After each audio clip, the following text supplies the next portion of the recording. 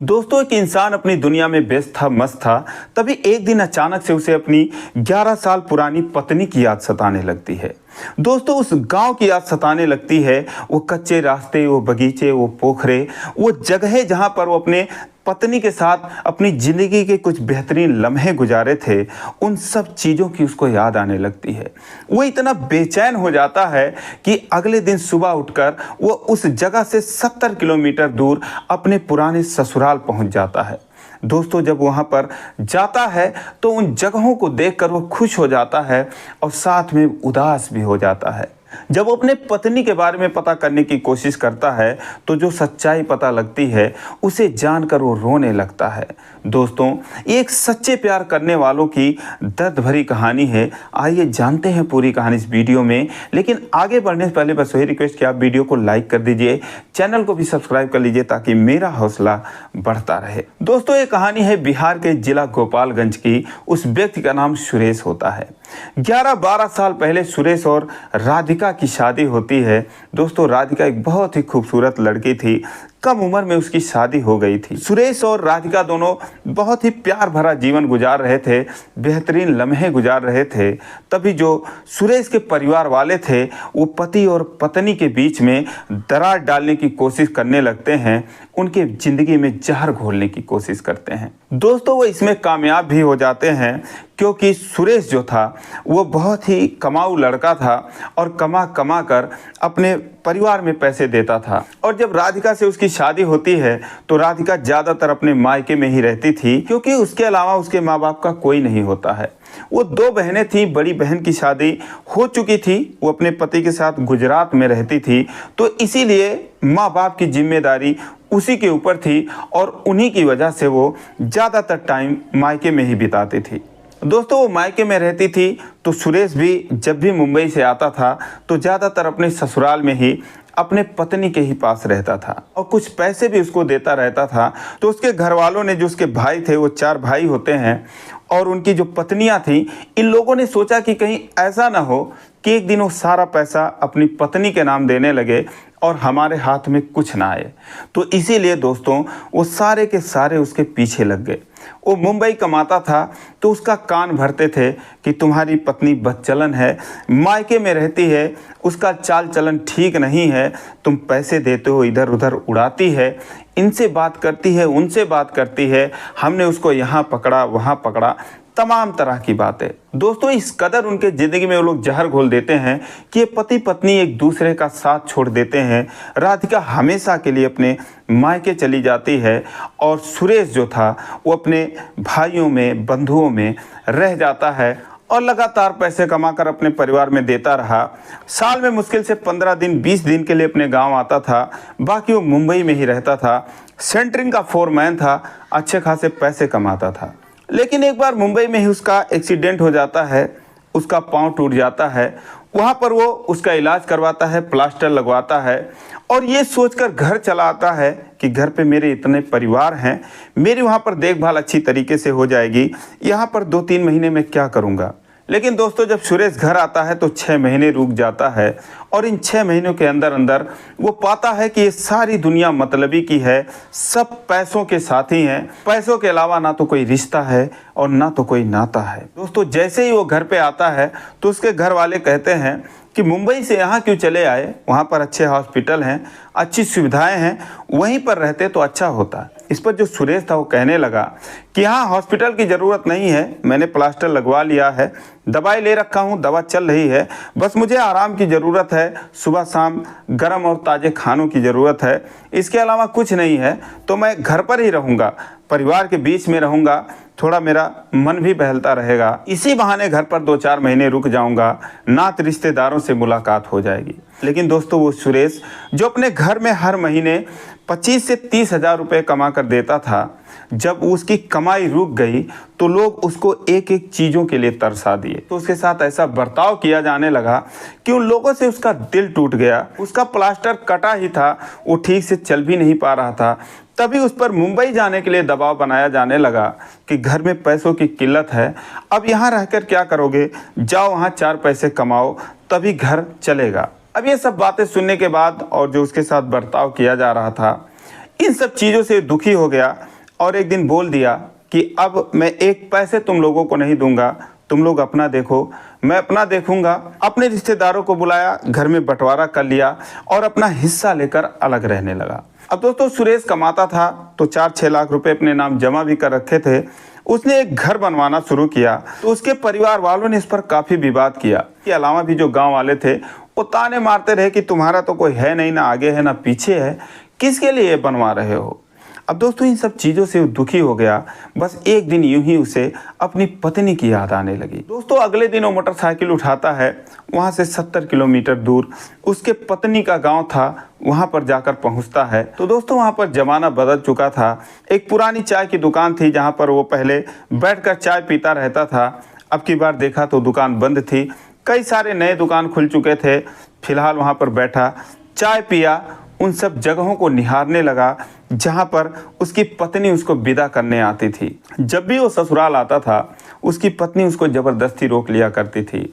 2 दिन के लिए आता था, 20 दिन उसको रोक लेती थी और वहाँ तक चौराहे तक उसको विदा करने के लिए आती थी। यही सब जगह वो निहारने लगता है। उसके बाद चाय पीने के बाद सोचता है कि अच्छा चलो अब उसके घर चल कर देखता हूँ। दोस्तों मास्क लगा लेता है, हेलमेट लगा लेता है, बाइक पे बैठता है और बीच गांव में उसके ससुर का घर होता है। जब वहां पर जाता है घर के सामने तो देखता है कि उसके सास और ससुर दोनों जीवित थे। ससुर जी चारपाई पर बैठे थे और सास जो है वो सरसों की फसल को मसल रही थी, उसमें से सरसों निकाल रही थी। वहाँ पर खड़ा हो जाता है, उस घर को निहारने लगता है और कोई नहीं दिखता। 5 मिनट बीत जाते हैं, तभी उसकी सास आती है और कहती है भैया किससे मिलना है, किसके घर जाना है। सुरेश कहता है कि कहीं नहीं, बस यूं ही ऐसे ही इसी गांव में जाना है। दोस्तों दरवाजे की तरफ देख रहा था कि काश राधिका निकले या कोई और निकले, लेकिन वहाँ से कोई नहीं निकलता। वो फिर वापस आता है उसी चौराहे पर, वहाँ पर आधे घंटे बैठता है, इधर उधर निहारता है कि काश कोई दिख जाए, लेकिन राधिका नहीं दिखती। उसके बाद वो दुखी मन से अपने घर के लिए रवाना हो जाता है। 2-3 किलोमीटर जाने के बाद ऐसे लगता है कि जैसे कोई उसे आवाज़ दे रहा हो कि कहाँ जा रहे हो, मुझे छोड़कर लौट आओ, मैं तुम्हें देखना चाहती हूँ, तुमसे मिलना चाहती हूँ। दोस्तों वो 15-20 की स्पीड में बाइक चला रहा था, ऐसे लग रहा था कि ना जाऊँ। दोस्तों बाइक रोक देता है और सोचता है कि चलो ज़िंदगी में फिर तो इधर कभी आना नहीं है, एक बार फिर लौट कर देखते हैं। और फिर वापस आता है, सोचता है चलो उस पोखरे पर देख लेता हूँ जहाँ पर गर्मियों के दिन में पूरा गांव लू से बचने के लिए इकट्ठा हो जाता था। उस बगीचे में वो भी जब जाता था तो वहाँ पर लोग हंसी मजाक किया करते थे। कई बार जब वो ससुराल रहता था तो वहाँ पर राधिका के साथ जाया करता था। दोस्तों पोखरे और बगीचे के बगल से कच्चा रास्ता जाता था जिस पर अब खड़ंजा बिछ चुका था। जब उस रास्ते पर जाता है तो देखता है कि बगीचे के बगल में 8-10 बकरियां चर रही हैं। एक औरत जो है अपने गोद में बकरी का बच्चा लिए हुए उसको प्यार कर रही है, दुलार कर रही है। वो खुश हो जाता है, सोचता है चलो इनमें देखता हूँ, क्या पता इसमें मेरी राधिका हो। दोस्तों उधर बाइक मोड़ देता है और जब जाकर उस महिला के पास पहुंचता है जो बकरी के बच्चे को अपने गोद में ले रखी थी, तो देखता है, हैरान रह जाता है, वो वही राधिका होती है। जब उसके पास बाइक रोकता है, राधिका उसको देखती है तो देखता है उसके मांग में सिंदूर है, लेकिन ना तो कोई गहना है ना तो कोई श्रृंगार है, फिर भी वही खूबसूरती, वही मासूमियत, वही सादगी सब कुछ झलक रही थी। दोस्तों उसकी आंखों में आंसू आ जाते हैं। राधिका उसको निहारने लगती है, लेकिन जब कोई रिस्पांस वो नहीं देता है तो सोचती है होगा कोई आया होगा, तो वो अपना फिर से बकरी के बच्चे को प्यार करने लगती है। दोस्तों उसके खुशी का कोई ठिकाना नहीं था। वो उससे पूछता है कि वो बकरियां किसकी हैं, तो कहती है मेरी हैं। तो कहता मुझे एक चाहिए। राधिका कहती है कि नहीं अभी बिकने लायक नहीं है, अभी ये छोटी छोटी हैं, अभी तैयार नहीं है। तो कहता मुझे पालने के लिए ही चाहिए, मुझे छोटी ही बकरी चाहिए। अब सुरेश जब राधिका से बातें करता है तो दोस्तों राधिका सुरेश की आवाज़ को पहचान जाती है।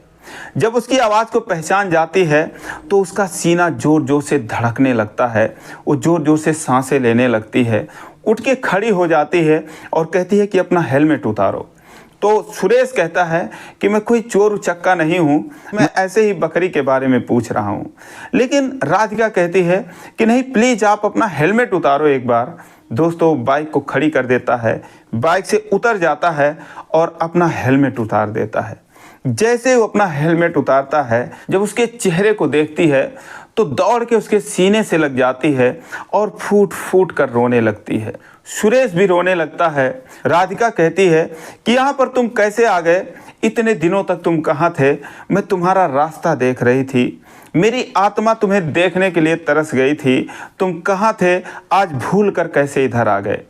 सुरेश कहता है कि मैं तुम्हें लेने आया हूँ। तो राधिका कहती है कि झूठ मत बोलो, मेरी जान निकल जाएगी, मैं कुछ कर लूँगी, सच सच बताओ तुम यहाँ पर कैसे आ गए इतने दिनों बाद। सुरेश कहता है मैं सच बोल रहा हूँ, मैं तुम्हें लिवाने आया हूँ, तुमसे मिलने आया हूँ। दोस्तों एक बार फिर उससे अलग होती है, उसका चेहरा निहारती है और एक बार फिर उससे लिपट जाती है। ये वाकया जो है दूर से दो औरतें देख रही थीं, वो भी उसकी तरफ बढ़ते चली आती हैं। सुरेश उसको चुप कराता है, बोलता है चुप रहो, कोई देखेगा तो क्या कहेगा। लेकिन राधिका जो है उसके कुछ समझ में नहीं आ रहा था, उसको देख के एकदम पागल हो चुकी थी, उसको छोड़ने का नाम ही नहीं ले रही थी। दोस्तों जो औरतें आती हैं उनमें से एक राधिका की चाची लगती है, सुरेश को देखते ही पहचान जाती है और बोलती है क्या भैया, कहाँ से आ गए तुम, इतने दिनों तक कहाँ पर थे, आज इधर की कैसे याद आ गई। दोस्तों वो कहता है कि पहले आप इनको चुप कराओ, फिर मैं सारी बात बताता हूँ। उसकी चाची जो है राधिका को उससे अलग करती है, चुप कराने की कोशिश करती है, लेकिन वो बस रोए ही जा रही थी, रोए ही जा रही थी, उसका हाथ छोड़ ही नहीं रही थी। अब दोस्तों सुरेश जो है खुद को संभालता है, लेकिन अपने पत्नी का इतना प्यार देखकर वो भी रोने लगता है। तो उसकी चाची जो है दोनों को समझाती है और कहती है भैया देखो, इतने दिनों तक तुम उसे छोड़ दिए थे, लेकिन आज भी देखो ये तुम्हारे नाम पर सिंदूर लगाती है। हम कहते हैं कि क्यों लगाती हो जब पति साथ नहीं रहता, तो कहती है कि साथ में नहीं रहता तो क्या हुआ, मर तो नहीं गया है, जिंदा है कहीं ना कहीं, तो मैं इसीलिए लगाती हूँ और इसी बहाने उसको याद करती रहती हूँ। तो देखो भैया ये अभी भी तुम्हारे नाम पर अपनी ज़िंदगी काट रही है। स्कूल में आया का काम करती है, 2000 रुपये वहाँ से मिलते हैं और इन बकरियों से 5-10 हज़ार रुपये साल में इसको मिल जाता है। बूढ़े माँ बाप हैं, उनकी दवाई का खर्चा है, किसी तरीके से मेहनत मजदूरी करके अपनी ज़िंदगी गुजार रही है। भैया तुम तो छोड़ के चले गए, बाल बच्चे वाले हो गए, तुम्हारा क्या पूछना, लेकिन आज देखो कैसे फिर भी पागल की तरह तुमसे लिपट के रोए जा रही है। तो सुरेश कहता है कि नहीं चाची, मेरा भी इस दुनिया में कोई नहीं है, मैंने भी शादी नहीं करी है, मैं भी अकेला ही हूँ। चाची मैं तो राधिका से मिलने आया हूँ, या यूँ कहो कि मैं इसको लेने आया हूँ। दोस्तों जब उसकी चाची ये बात सुनती है बहुत खुश होती है, रोने लगती है। चाची कहती है क्यों नहीं जाएगी, जरूर जाएगी। दोस्तों फिर सारे लोग बैठ जाते हैं। राधिका उसको निहारे जा रही थी और साथ में कहती है कि कैसे उसके घर वालों ने इन दोनों की ज़िंदगी में जहर घोल दिया। वो फिर उसकी चाची कहती हैं कि देखो ये सब भूल जाओ, जो हुआ सो हुआ, अब आगे की शुरुआत करो, एक बार फिर से तुम दोनों अपना घर बसा लो। फिर राधिका कहती है कि मेरी आत्मा इनसे मिलने के लिए तरस रही थी, मैंने इनको देख लिया, मिल लिया, लेकिन मैं अपने माँ बाप को उनके अंतिम दिनों में इस तरीके से छोड़कर कहीं नहीं जाऊंगी। सुरेश कहता है कि सिर्फ तुम्हें ही नहीं बल्कि मैं सबको लेकर चलूँगा, मैं घर बनवा रहा हूँ, घर वालों से मैं बिल्कुल अब अलग हो चुका हूँ और महीने 2 महीने में घर बन जाएगा और उसके बाद हम सारे लोग साथ में चलेंगे। दोस्तों उसके बाद सुरेश कहता है अब मैं तुम्हें खोना नहीं चाहता। तो उसके बाद वो घर पे जाता है, वहीं पर रुक जाता है राधिका के पास ही, और एक बार फिर से दोनों की दुनिया बदल जाती है। 5-6 दिन वहीं पर रुक जाता है और उसके बाद अपने घर चला जाता है, अपना घर बनवाता है और फिर आकर राधिका को, उसके माता पिता को बहुत ही इज्जत से, बहुत शान से अपने घर लेकर जाता है। दोस्तों जब ये गांव वाले देखते हैं, उसके घर वाले देखते हैं, दंग रह जाते हैं, हैरान रह जाते हैं। एक बार फिर उसके घर वाले उसकी ज़िंदगी में जहर घोलने के लिए पहुंचते हैं और कहते हैं इसको लाने की क्या ज़रूरत है, 10-12 साल पता नहीं क्या कर रही थी, कितने कर्म किए, कहाँ कहाँ घूमी, इसको लाने की क्या ज़रूरत थी, तुम कहते थे हम तुम्हारी नई शादी करवा देते। लेकिन दोस्तों ये भी सच बात था कि जब भी सुरेश की दूसरी शादी के लिए कोई आता था तो यही लोग उसको भड़का देते थे कि लड़का जुआरी है, पीता है, एक छोड़ के भाग गई तो तुम अपनी बेटी की ज़िंदगी क्यों बर्बाद कर रहे हो। यही लोग उसकी शादी नहीं करने दे रहे थे और जब ले आया तो उससे इस तरीके से बात कर रहे थे कि ये पता नहीं कौन से कर्म कर रही थी, तुम इसको लेकर चले आए। दोस्तों सुरेश उठता है और कहता है तुम लोग यहाँ से चले जाओ, आइंदा मेरे दरवाजे पर दिखाई मत देना। दोस्तों वो लोग समझ चुके थे कि अब हमारी दाल गलने वाली नहीं है। दोस्तों ये 2022 की बात है। तब से राधिका और सुरेश एक बेहतरीन ज़िंदगी गुजार रहे हैं। तो दोस्तों ये रही कहानी। आपको कैसी लगी कमेंट करके ज़रूर बताइए, और ज़रा भी अच्छी लगी हो तो चैनल को सब्सक्राइब करिए। फिर मिलेंगे अगले वीडियो में, तब तक के लिए जय हिंद।